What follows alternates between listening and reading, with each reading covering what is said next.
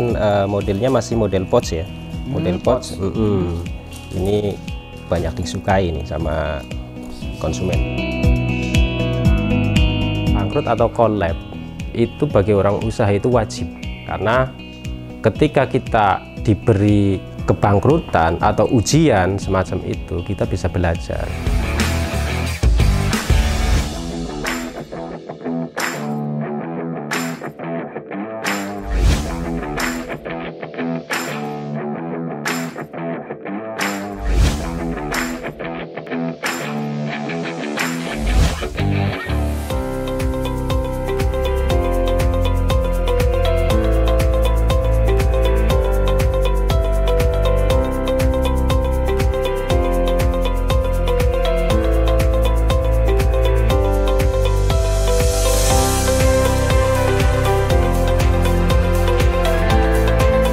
Assalamualaikum warahmatullahi wabarakatuh. Apa kabar? Sehat? Alhamdulillah kalau sehat. Riko lagi pengen ngomongin soal wanita nih. Apa sih aksesoris apa yang dipakai wanita yang seringkali gonta-ganti dan menjadi identitas. Wanita itu biasanya identik dengan tas. Dari mungkin milihnya karena brand, ada juga yang milih karena fungsinya, dan juga ada kenyamanan serta kualitas. Nah, Riko hari ini akan ketemu dengan salah satu pelaku UMKM yang punya usaha produksi tas wanita. Pasti penasaran kan, mereknya apa, produksinya di mana?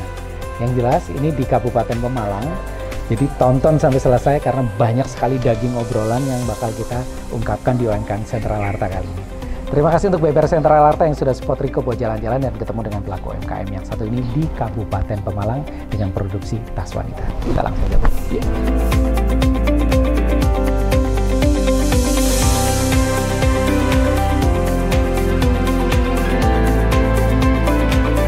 Oke Lur, alhamdulillah kita diperbolehkan oleh Mas Cipto untuk bisa masuk ke dapurnya ini, karena nggak sembarangan orang boleh masuk ya Mas? Iya betul, nggak sembarangan. Tidak sembarangan, jadi alhamdulillah terima kasih banyak Mas, Mas Cipto dan keluarga besar Inu ya Mas ya? Inu. Tas wanita Inu ya? Tas wanita. Tas wanita Inu ini ternyata di kota Pemalang atau di Kabupaten Pemalang punya seorang pengusaha dengan produksinya yang sudah nasional dan cukup besar, dan kita terima kasih sekali lagi diperbolehkan UMKM Sentral Harta untuk meliput Mas, supaya ini menjadi inspirasi buat teman-teman yang lain ya, untuk bisa mempunyai produk yang kualitasnya luar biasa, juga penjualnya luar biasa. Mas, ini kalau boleh diceritakan dulu, ini ruangan apa ini Mas? Karena ini yang paling tidak boleh dimasuki. Iya, ini gudang ya, ikutnya gudang untuk bahan-bahan yang baru datang dari. Ini bahan untuk tas ya? Iya, dari pabrik gitu. Dari pabrik. Ini macam-macam, kayaknya ada yang beda-beda ya Mas? Iya, beda-beda. Cuman dasarnya untuk dasarnya ya bahan polos. Ini namanya apa Mas? Ini jenis disebut apa? Disebutnya bahan sintetis. Sintetis. Ini untuk bagian luarnya? Untuk bagian luar. Ini sintetis. Kita akan ikut permintaan pasar, mana bahan yang lagi diminati gitu kan. Nah, itu gitu yang kita kejar. Berarti jenengan harus selalu ngikuti tren. Iya, gitu? Iya seperti itu. Oke, ini bahan luarnya ada lebih dari 5 ya? Lebih dari 5. Kalau dalamnya kayak apa Mas? Boleh Kalau dalamnya ini kita juga sudah ada emboss brand kita. Udah langsung ada nama brandnya ya? Iya, udah langsung. Sudah nggak sudah ada di dalamnya pun ada. Sudah ada. Cuman ya nggak begitu ketara ya karena buat daleman. Karena ini emboss bukan sablon ya, emboss. Itu namanya bahan apa Mas? Kalau ini disebutnya kain Korea. Kita main pakai kain Korea. Karena dasarnya emang bahan yang kita bikin ya masih tergantung pada impor. Terus yang ini kan ada namanya busa HL ya. Dibuka nggak apa-apa nih Mas? Nggak apa-apa. Oh, busa HL itu apa Mas? Ini buat lapisan tengah. Jadi antara dalam, luar, tengah. Ini tengahnya. Pertama fungsinya buat sedikit pengeras atau pengisi, biar bahan itu nggak kelihatan lepes itu, semacam itu. Terus kita bikin emboss. Boleh apa namanya, bordir. Kita dibikin bordir. Bordir itu kita ngikuti dengan huruf dari brand kita sendiri. Oh, ini bordiran ini sendiri. Karakternya huruf I ya, ini huruf I. Ini untuk lapisan luar. Ini luar. Oh, Ini luar. luar, iya. Menjadi ciri juga ya Mas ya? Iya. Mulai tahun berapa Mas Cipto produksi tas wanita ini? Kalau mulai merintis kita tahun 2015 ya. 2015. Oke. Ya, karena basicnya saya dulu kan ya pembuat tas ya. Maksudnya saya ngikut jadi penjahit di Jakarta ya, ngikut bos. Basicnya kita bikin gitu. Berapa tahun Mas kalau boleh tahu ikut? Sempat ikut? Saya dari tahun 95 ya, 95. Berarti udah masuk ke Jakarta langsung kerja di produksi tas dari tahun 95 sampai terakhir itu 2015. 2015 lalu buka sendiri langsung di Pemalang ini? Langsung di Pemalang, langsung di Pemalang. Kalau jenengan asli kelahiran Pemalang juga? Asli Pemalang. Waktu itu masih ingat berapa Mas karyawannya? Apa dikerjakan sendiri bersama dengan istri gitu? Waktu itu ada saya sama kakak saya, sama kakak. Ya. Berarti berberapa Mas waktu itu awal mula usaha? Iya, cuman saya, kakak, sama temen satu lah. Ada 3 orang. 3 orang. Sekarang berkembang menjadi karyawan kurang lebih? Ya kurang lebih ada lah sekitar 30. 30. Wah, 2015 ya? 2015. Berarti dalam waktu kurang lebih 9 tahun ya? Kurang lebih. 8-9 tahun berkembang sangat besar. Mas Cipto, ini sekarang setelah tadi kita di mana namanya gudang ya, Gudang. persediaan, ini kita sekarang masuk di tahapan apa ini Mas? Ini tahapan awal ya, tahapan awal ini di pola ya, namanya digambar dulu sebelum masuk ke proses berikutnya. Jadi ini digambar satu-satu ya, dari satu-satu masing-masing model, nanti satu tahap gitu. Kalau boleh tahu model sekarang ada berapa Mas? Kalau model banyak ya, Banyak. model banyak. Bestseller mungkin 5, lupa. 10? Kalau yang bestseller sekarang terhitung ada sekitar 5 lah. 5, kurang lebih 5. Ya, kurang lebih 5. Tapi selain itu banyak ya? Banyak. Macam-macam yang lain? Banyak, Kak. Oke. Karena kan biasanya setiap waktu itu tren itu berubah. Biasanya nyari referensi trennya apa? Di mana boleh tahu? Iya. Melalui medsos atau majalah atau lihat apa? Iya, dari semua. Dari Dari semuanya. semua. Cuma mungkin karena basic saya itu di tas ya. Jadi kadang apa yang saya lihat itu jadi inspirasi itu. Oh gitu. Oh terkadang juga dibikin sendiri gitu. Bikin sendiri. Kebanyakan model yang kita keluarkan itu dari inspirasi sendiri. Gitu. Walaupun ya tetap ada acuan dari model yang lagi model hits yang- juga. Iya, seperti itu. Tadi kita sudah dari tempat yang pertama, ada pola, terus juga gudang ya Mas ya? Iya, Bahan baku dari tas Inu disimpan, kemudian kita sekarang masuk di rumah produksinya Mas. Produksi. Mas ini kalau ini proses apa ini Mas kalau boleh diceritakan? Ya, ini kan setelah tadi di pola ya, digambar, kemudian proses selanjutnya dipotong. Kita masih pakainya potong manual ya. Oh dipotong ya? Semacam itu, dipotong manual. Kemudian ada beberapa model yang diharuskan di lem seperti ini. Ini untuk bagian tengahnya di lem, terus nanti ditempel sama ini. Oh sama bahan luarnya? Sama bahan luarnya. Oh ini polanya ya? Iya. Nah, boleh dikasih lihat Mas? Oh ini pola tasnya. Iya. Ini untuk model tertentu ya. Kemudian setelah itu nanti ada yang lapisan dalamnya. Oh yang itu. tadi ada nama brandnya itu ya? Iya, Mas? seperti itu. Oke, nanti direkatkan baru masuk proses selanjutnya. Baru masuk proses selanjutnya. Kalau tadi kita sudah lihat proses pengeleman ya Mas Iya. ya? Dilem antara 3 bagian dan itu hanya produk atau model tertentu ya, tidak Model semuanya. tertentu, iya. Oke, sekarang kita masuk ke proses apa ini, Mas? Ini proses jahit ya.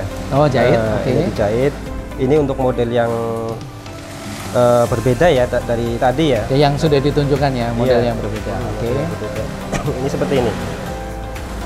Itu bisa ditunjukkan ya, Mas. Ini yang dalam ya? Ya, ini yang dalamnya. Lapisan dalam. Ini lapisan Oke. dalam, ini bagian luar. Untuk yang tengahnya ini berarti belum dikasih. Oh, nanti jadi dikasih. Nanti dikasih. Kan ada yang harus dikasih dulu, ada yang bisa belakangan. Oh, gitu. Ini ya. Iya. Jadi ini baru 2 lapis ya? Baru 2 lapis. Yang tengahnya belum. Belum. Ini tampak depannya. Iya. Terus ini. Oh ini udah jadi ya? Udah jadi. Ini yang udah jadi. Ini disebut tas apa ini, Mas? Kalau ini orang kasih nama itu Madena. Madena. Iya, pouch ya, jenisnya pouch. Ini adalah dalamnya boleh ya, Mas ya? Dilihat Boleh, dalamnya. boleh. Dalamnya ini ada yang tanpa sleting. Tanpa sleting satu, kemudian ada yang pakai sleting satu ini ya. Saya buka karena ini masih baru. Karena biasanya ini uang yang gede, uang yang receh gitu ya, surat-surat penting gitu ya. Ada proses lagi, Mas, mungkin nanti sebelum kita ngobrol soal harga. Ya, ini kan sudah apa namanya? Tadi setelah dipotong, terus proses penjahit, proses jahit. Ini yang contoh yang sudah jadi ya, seperti ini. Sudah jadi, oke. Nanti selanjutnya setelah jadi kita naik ke atas untuk lihat finishing. Ini packagingnya langsung ya.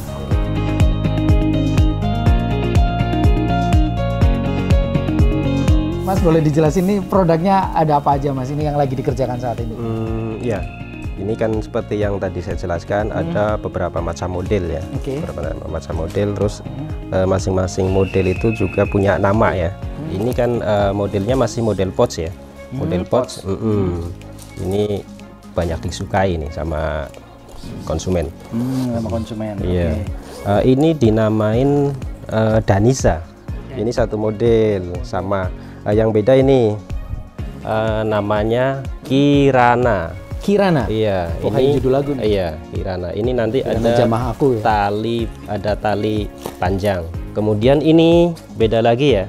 Ini beda lagi. Karena ini ada motif depannya. Iya. Kalau ini namanya Naomi. Naomi Campbell. Modelnya Naomi.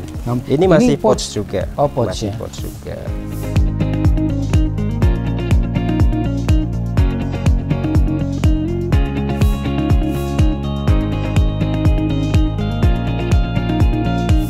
Memang basic saya kan di tas ya, seperti itu.